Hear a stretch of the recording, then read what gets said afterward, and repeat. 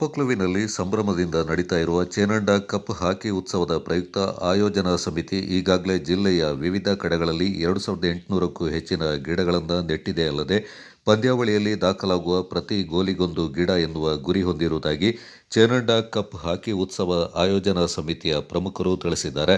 ಸುದ್ದಿಗೋಷ್ಠಿಯಲ್ಲಿ ಆಯೋಜನಾ ಸಮಿತಿಯ ಪ್ರಮುಖರು ಮಾತನಾಡಿ, ಕ್ರೀಡೆಯೊಂದಿಗೆ ಪರಿಸರಕ್ಕೂ ಒತ್ತು ನೀಡುವ ಚಿಂತನೆಯಂತೆ ಚೇನಂಡ ಕುಟುಂಬಸ್ಥರು ಈಗಾಗಲೇ ಟಿ. ಶೆಟ್ಟಿಗೇರಿ ಅಯ್ಯಪ್ಪ ದೇವಸ್ಥಾನಕ್ಕೆ ಒಳಪಟ್ಟ ಜಾಗದಲ್ಲಿ 1,500 ಗಿಡಗಳಿಂದ ಕರಡ ಮಲೆತಿರಿಕೆಯಲ್ಲಿ ಕೋಕೇರಿ ಭಗವತಿ ದೇವಸ್ಥಾನದ ಆವರಣ ಸಿದ್ದಾಪುರದಲ್ಲಿ ಸಾಕಷ್ಟು ಸಂಖ್ಯೆಯಲ್ಲಿ ವೃಕ್ಷವೊಂದ ನೆಟ್ಟಿದೆ.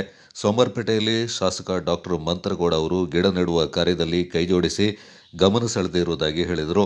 ಪಂದ್ಯಾವಳಿಯಲ್ಲಿ 383 ತಂಡಗಳು ಪಾಲ್ಗೊಂಡಿದ್ದು, ಆರಂಭಿಕ ಸುತ್ತಿನ ಪಂದ್ಯಗಳು ಕುತೂಹಲ ಭರಿತವಾಗಿ ನಡೀತಾ ಇವೆ.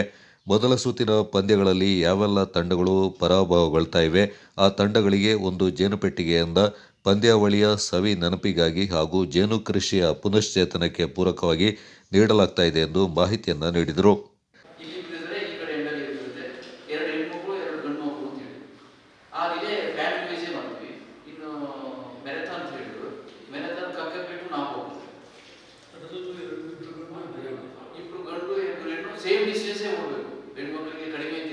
ಈಕ್ವಲ್ ಡಿಸ್ಟೆನ್ಸ್ ಓಡಬೇಕು. ಅದು ಯಾವುದೇ ಸರಿ, ಮೂರನೇ ಗ್ರೌಂಡಲ್ಲಿ ಆಟ ಮುಗಿತೇವೆ. ಸುಮಾರು ಫಸ್ಟ್ ರೌಂಡ್ ಆಟ ಆದಮೇಲೆ ನಮಗೆ ಮೂರನೇ ಗ್ರೌಂಡ್ ವೆಕೆಟ್ ಹಾಕ್ಸಿದ್ರು. 2-3 ವೆಕೆಟ್ ಹಾಕ್ಸಿದ್ರೆ ಅದೇ ಅನಿಸ್ತಿಲ್ಲ. ಆಮೇಲೆ ಡಾರ್ಕ್ ಶೋಕ್ ಇದರ ಮಧ್ಯೆ ನಡೀತಿದೆ. ಇದಕ್ಕೆ ಡಾರ್ಕ್ ಶೋಕ್ ಇದೆ, ಕೆನಲ್ ಕ್ಲಬ್ ಅವರ ಸಹಾಯದಲ್ಲಿ ನಡೀತಿದೆ. ಇನ್ನು ಡೇಟ್ ಫಿಕ್ಸ್ ಮಾಡಿದೆ. ಕುಟುಂಬದ ಸದಸ್ಯರಿಗೆ ಮಾತ್ರ. ಇದರ ಪ್ರಯುಕ್ತವಾಗಿ ನಾವು ಶಾಲಾ ಮಕ್ಕಳಿಗೆ ಒಂದು ಟೂರ್ನಮೆಂಟ್ ನಡೆಸಿದ್ವಿ. ಅಂದರೆ ಜನವರಿ 1, 2, 3 and 4 ಅಂದರೆ primary school, high school level students.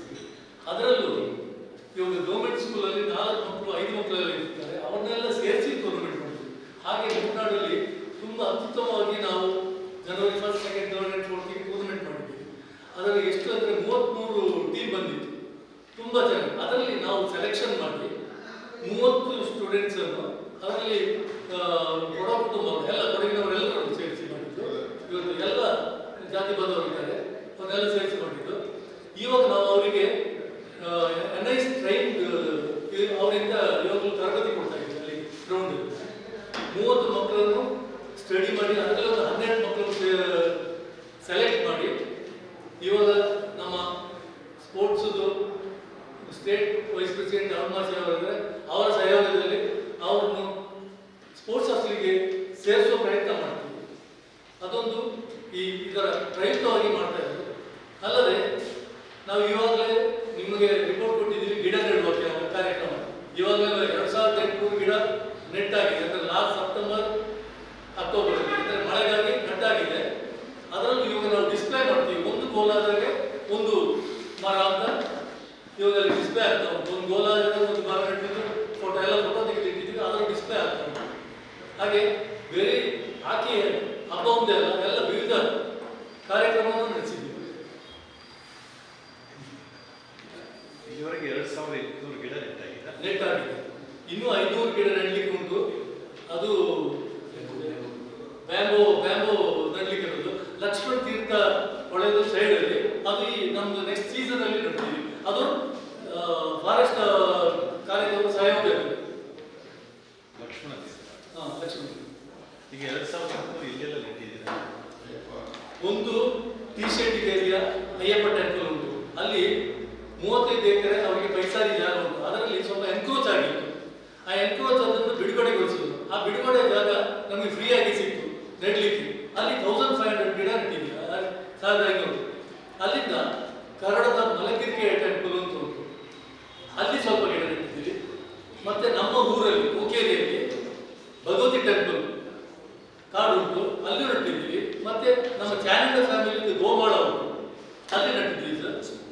ಆಮೇಲೆ ಅಲ್ಲಿ ನಮ್ಮ ಶ್ರೀಮಾನ್ ಪೊನ್ನಣ್ಣನವರ ಬಂದು ಅವ್ರ ಗಿಡ ನೆಟ್ಟು ಅವರ ಅಮೃತಸರದಲ್ಲಿ ಗಿಡ ನೆಟ್ಟಿದ್ದಾರೆ. ಅದಾದ್ಮೇಲೆ ಸಿದ್ದಾಪುರದಲ್ಲಿ ಸ್ವಾಮಿನಾರಾಯಣ ಟೆಂಪಲ್ ಉಂಟು. ಅಲ್ಲಿ ದೊಡ್ಡ ದೊಡ್ಡ ಗಿಡ ನೆಡಕ್ಕೆ ಸ್ಥಳ ಇಲ್ಲ, ಸ್ವಲ್ಪ ಗಿಡ ನೆಟ್ಟಿದ್ದೀವಿ. ಮತ್ತೆ ಹೂ ಗಿಡ ನಮ್ಮ ಮಾನ್ಯ MP ಸಾಹೇಬರು ಬಂದು ಗಿಡ ನೆಟ್ಟು ಹೋಗಿದ್ದಾರೆ. ಅಲ್ಲಿ ಸೋಮವಾರಪೇಟೆಯಲ್ಲಿ ಅಲ್ಲೂ ನಮ್ಮ MLA ಮಂತ್ರಗೌಡರಿಂದ ಅಲ್ಲೂ ಗಿಡ ನೆಟ್ಟಿದ್ದೀವಿ. ಹೀಗೆ ಶಾಲೆಯಲ್ಲಿ ಹಾಗೆ 2800 ಗಿಡ ಟೋಟಲ್ ಅವರು ನೆಟ್ಟು ಆಗಿದೆ.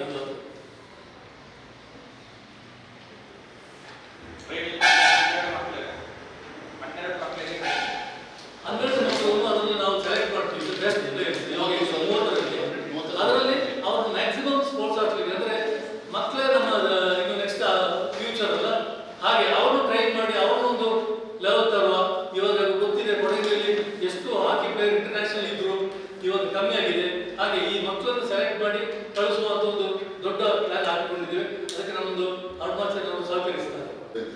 ನಾವು ಹಾಕಿ ಹಿರಿಯರ ಇದರಲ್ಲಿ ಹಾಕಿ ಒಂದು ಸಮಿತಿ ಮಾಡಿದ್ದೇವೆ. ಅಧ್ಯಕ್ಷರು, ಉಪಾಧ್ಯಕ್ಷರು, ಕಾರ್ಯದರ್ಶಿ, ಅವರವರಿಗೆ ಅವರವರ ಜವಾಬ್ದಾರಿ ಇದೆ.